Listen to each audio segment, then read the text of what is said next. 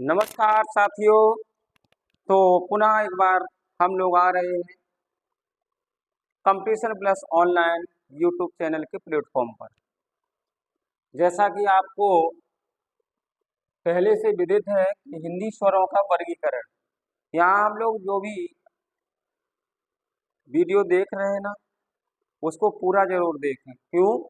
क्योंकि इसमें जो जानकारी दी गई है बहुत महत्वपूर्ण जानकारी दी गई है, जो कि आज के पैटर्न जो चल रहे हैं, जो अंदर से क्वेश्चन पूछे जा रहे हैं, यकीन मानिए साथियों, एक भी क्वेश्चन हमारे पढ़ाए हुए पैटर्न से बाहर नहीं जाता है। क्योंकि मेरा अनुभव ऑफलाइन का बहुत पुराना है और आज हम ऑनलाइन प्लेटफॉर्म से आपको जानकारी दे रहे हैं।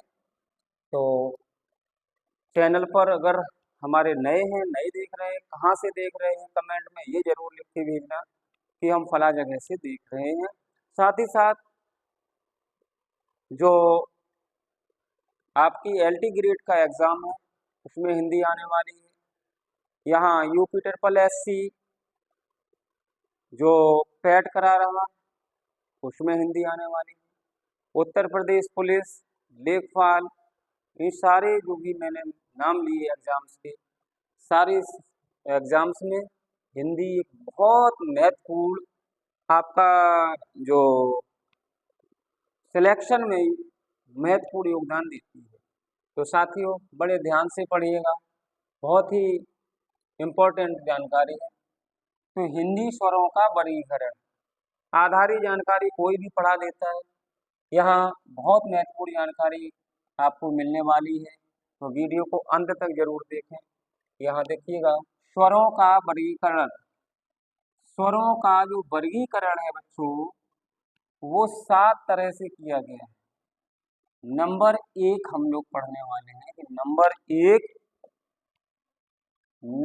एक जो दे रखा है, आप देखेंगे उत्पत्ति के आधार पर।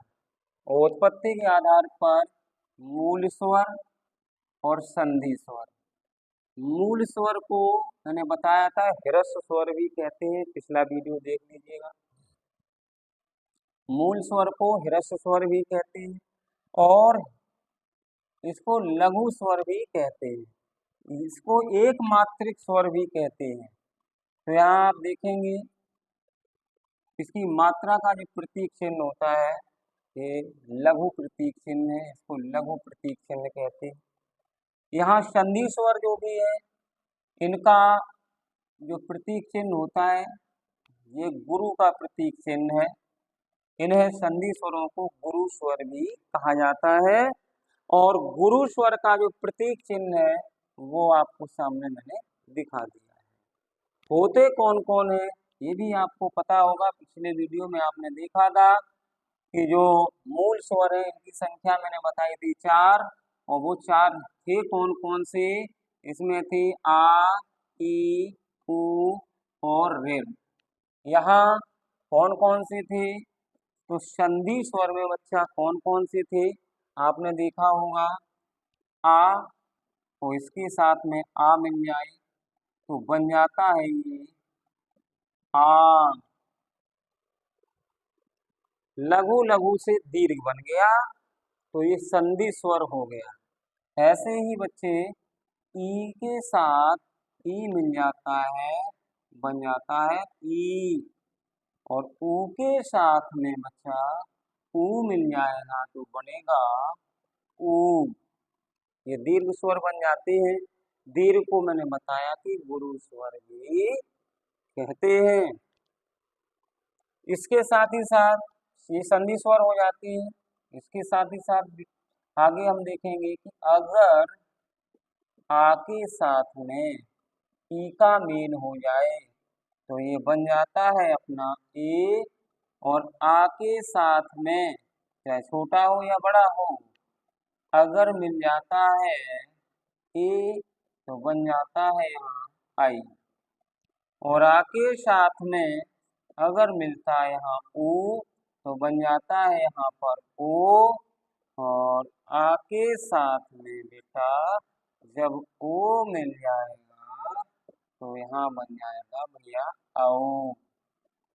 और यहाँ से यहाँ तक सभी को संधि स्वर बोलेंगे। पिछले वीडियो में आपने देखा था कि हम लोगों ने पढ़ा था इसको, ये जो भाग है ए आई ओ औ, इनको कहते हैं संयुक्त संयुक्त स्वर, और इन सभी को कहते हैं संधि स्वर। इस आधार पर आपको हम लोग आगे बढ़ा हम लोग आगे बढ़ते हैं। इस आधार पर हम लोग जब आगे बढ़ेंगे तो कोई भी जानकारी आपसे दूर नहीं होगी।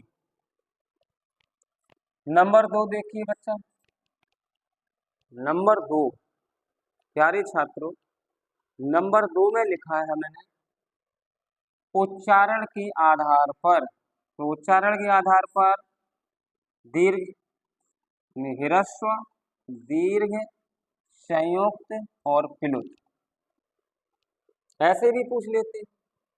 उत्पत्ति के आधार पर स्वर कितने प्रकार के, आप आंसर देंगे 2 प्रकार के। ऐसे यहाँ उच्चारण के आधार पर तो यहाँ 4 प्रकार के, ये 2 प्रकार के हो गए, सामने दिख रहे हैं आपको। और यहाँ कह दिया जाए कि उच्चारण के आधार पर तो भाई 4 प्रकार के हो जाते हैं। नंबर 1 ह्रस्व, नंबर 2 दीर्घ, नंबर 3 संयुक्त और नंबर 4 प्लुत। छात्रों यहाँ आपने देखा कि ह्रस्व मूल स्वर को कहते हैं, इन्हीं को गुरु कहते हैं, लेकिन उच्चारण के आधार पर यहाँ ह्रस्व स्वर जो होगा ये लघु स्वर होंगे, इनको मूल स्वर कहते हैं, आ ई उ ऋ। यहाँ दीर्घ स्वर है, अभी हम लोग यहाँ पढ़ के आए वही यहाँ आ जाएंगे। अंतर क्या है, इसमें 1 मात्रा लगेगी, इसमें 2 मात्राएं लगेंगी और इसमें भी 2 मात्राएं लगेंगी, क्योंकि है तो इसी ग्रुप का। इसमें आते हैं ए आई और ओ औ। इसको बहुत ढंग से समझिएगा, इसमें 3 मात्राएं होती है और प्रतीक चिन्ह इसका होता है हिंदी अंकों का 3। और स्पष्ट कर दूं बच्चा, जब लिखा होता है हम लोगों का ओम, तो ओम में उच्चारण काल ओ का है 3 गुना और माँ का है 1 गुना, उच्चारण काल हो जाता है 3:1। ये मात्रा के आधार पर आपको बताया गया। नंबर 3 जाति के आधार पर। तो जाति के आधार पर 2 प्रकार के हैं, सजातीय और विजातीय। सजातीय में जैसे आपसे कहा जाए आ, बड़ा आ, ई ई, उ ऊ, अब ये सजातीय हैं। और इसी के साथ में अगर हम ऐसे कहें आ उ, ये विजातीय हो जाएंगे। क्यों? क्योंकि इसका उच्चारण जो हो रहा है ये अलग टाइप से हो रहा है आ, इसमें उच्चारण हो रहा है उ, तो इसमें ओठ जो है वृत्ताकार बन जाते हैं और इसमें ओठ वृत्ताकार नहीं बनते। आगे इसका और भी जिक्र है तो उसको हम लोग देखेंगे। नेक्स्ट देखिएगा कि जो भी इंफॉर्मेशन है उसको बड़े ही सही ढंग से आप समझेंगे, यहाँ तक शायद किसी को कोई प्रॉब्लम नहीं होगी। और जब यहाँ तक कोई प्रॉब्लम नहीं होगी तो आगे बिल्कुल प्रॉब्लम होने वाली नहीं है।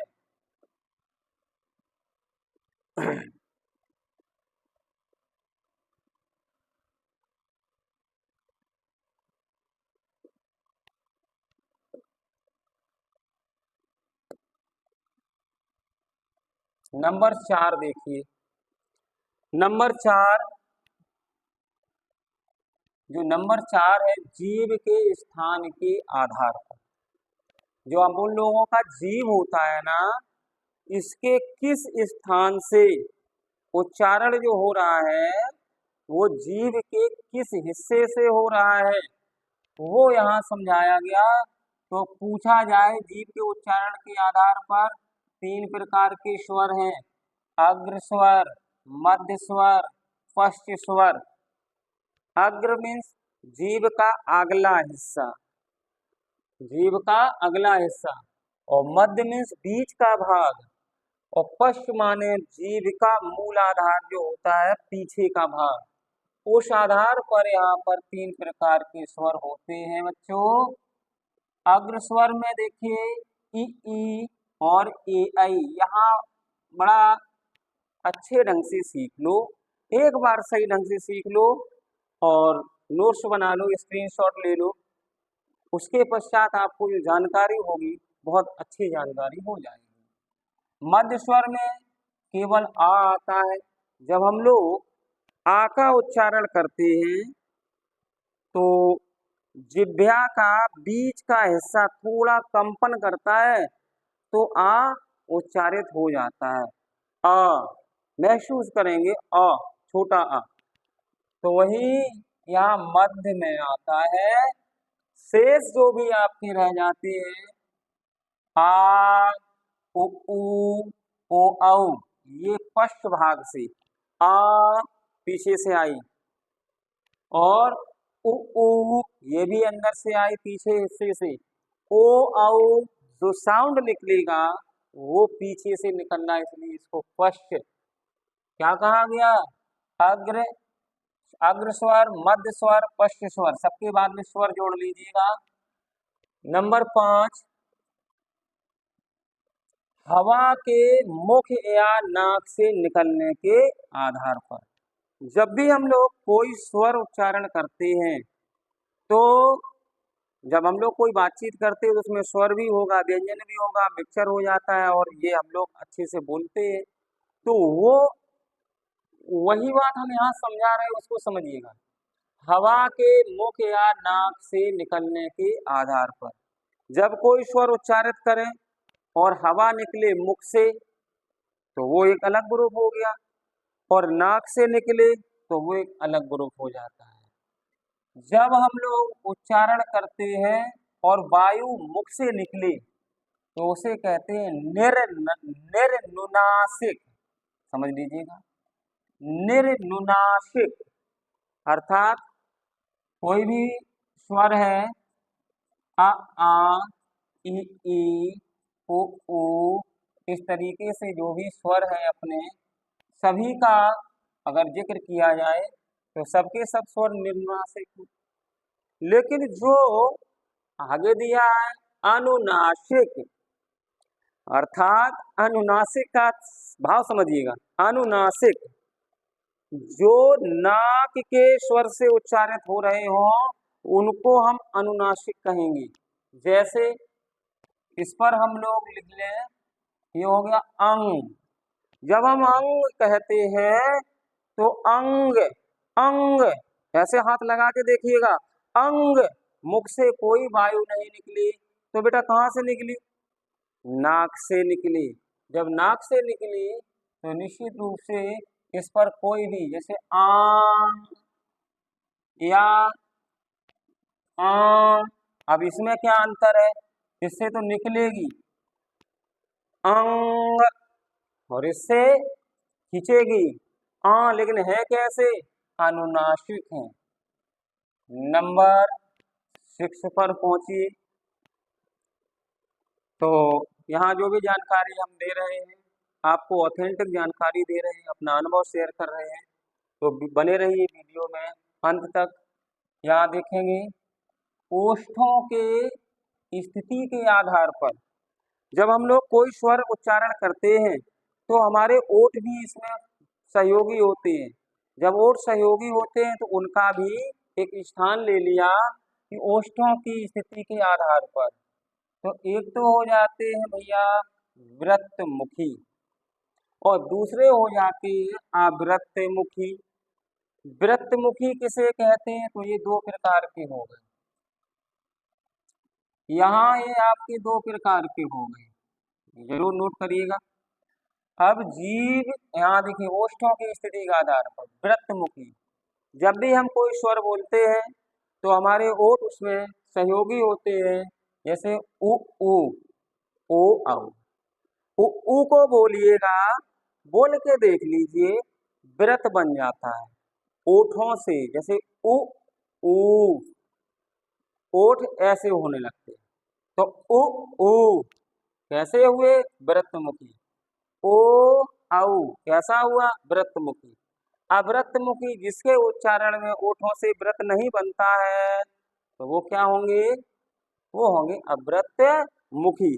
आपने पढ़ा, यहाँ देखा, समझा, महसूस किया कि ये जरूर आप लोग कमेंट में लिखिए कि इसके पहले ये आपने पढ़े हैं तो अच्छी बात है। किस किस ने पढ़े हैं? तो जिसने पढ़े हैं वो यस लिखे, और जिसने नहीं पढ़े वो नो लिखे, क्योंकि ये जो जानकारी है बहुत ही महत्वपूर्ण जानकारी है। इसलिए आपको पता चल गया कि व्रतमुखी कितने हैं स्वर, 1 2 3 4। अव्रतमुखी कितने हैं? 1 2 3 4 5 6, 6 4 10। आगे बढ़े, नंबर 7। नंबर 7 में प्यारे छात्रों, जीभ के उठने के आधार पर है। ओठ के उठने के आधार पर हो गया, अब जीभ के उठने के आधार पर भी हम लोग देख लेते हैं। तो इसमें जीभ के उठने के आधार पर भी 4 प्रकार के स्वर होते हैं। पूछ लिया जाए कि जिह्वा के उठने के आधार पर स्वर कितने प्रकार के होते हैं, तो आप बताएंगे 4 प्रकार के होते हैं।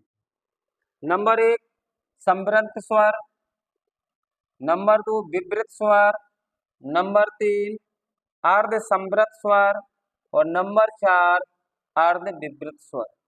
डायरेक्ट पूछ लिया जाता है, सीधा सीधा क्वेश्चन आ जाता है कभी कभार कि जीभ के उठने के आधार पर स्वर कितने प्रकार के हैं, तो 4, संवृत, विवृत, अर्ध संवृत, अर्ध विवृत। तो ये 4 प्रकार के होते हैं। अब यहाँ केवल आपको देखिए बड़ी आसानी तरीके से इसको हम लोग किस तरीके से जो विवृत है उसको देखिएगा। यहाँ पर जो दीर्घ आ बना हुआ है ये विवृत, ध्यान से समझिएगा। ई और उ ये संवृत स्वर है, और अर्ध संवृत तो ये है ए और ओ, एक ग्रुप में ए और ओ। और यहाँ आई और औ रह गया। आ का उच्चारण स्थान भी अर्ध विवृत है, तो इनको आप लोग ध्यान से समझ लीजिएगा। स्क्रीनशॉट ले सकते हैं आप, साथ ही साथ इसका पूरा नोट्स बना सकते हैं। इसके अलावा आप हमारे जो टेलीग्राम चैनल से जुड़ करके वहाँ से इसका पीडीएफ डाउनलोड कर सकते हैं। ये सारी पीडीएफ आपको मिल जाएंगी। तो यहाँ तक हम लोगों ने जो सीखा वो स्वर का जो विस्तार स्वरूप था कि स्वर मूलतया कितने प्रकार के होते हैं, तो 4 प्रकार के। और अगर ये कहा जाए तो यहाँ कि स्वरों का जो विस्तार वर्गीकरण हमने किया है, तो वो आपने देखा कि यहाँ 7 प्रकार के स्वरों का हमने यहाँ पर स्पष्ट वर्गीकरण किया है। तो साथियों बहुत महत्वपूर्ण वीडियो था। इसको जिस आप लोग चैनल पर नए हैं तो हमारे चैनल को सब्सक्राइब करें और अपने इष्ट मित्रों को जरूर शेयर करें, ताकि ये बहुत महत्वपूर्ण जानकारी सभी को उपलब्ध हो पाए। जय हिंद, जय भारत।